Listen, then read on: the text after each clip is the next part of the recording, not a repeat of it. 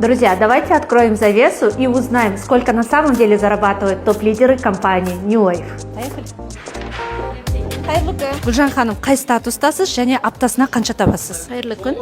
Менің есімім Гүлжан Төлебаева, Шымкент қаласынан. Статусым директор 2 жұлдыз. Менің апталық табысым 2 миллион 200. Керемет, берекелі болсын. Рахмет.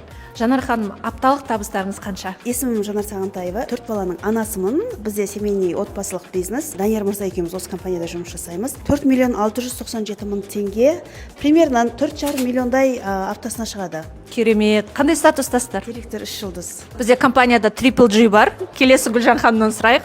Гүлжан ханым, апталық табысыңыз қанша? Қайырлы күн, менің есімім Гүлжан Көмеш, New Wave компаниясының директор 1 жұлдызымын.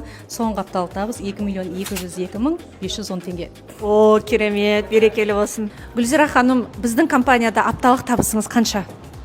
3 миллион 861 мың 72 теңге болып, ең соңғы менің 2 директор дәрежесін жапқан кездегі апталық айлығым. Нұрлан аға, біздің компанияда сіздің максимальный чегіңіз қандай? Енді максималды түрде алатын болсақ 2 миллионға дейін барады, а так орта алғанда 1 миллион мен 1,5 миллион арасында. Сіздің статусыңыз? Директор 1 статусында.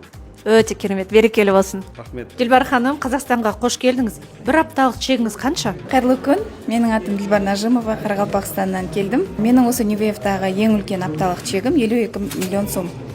Статусыңыз? Статусым директор 1 жұлдызы. Берекелі болсын. Рахмет. Мирхат Мурза, ваш статус и сколько зарабатываете в неделю? Мой статус директор 5 звезд и в неделю 20 тысяч долларов. Берекелі болсын. Амин, айтқаныңыз келсін.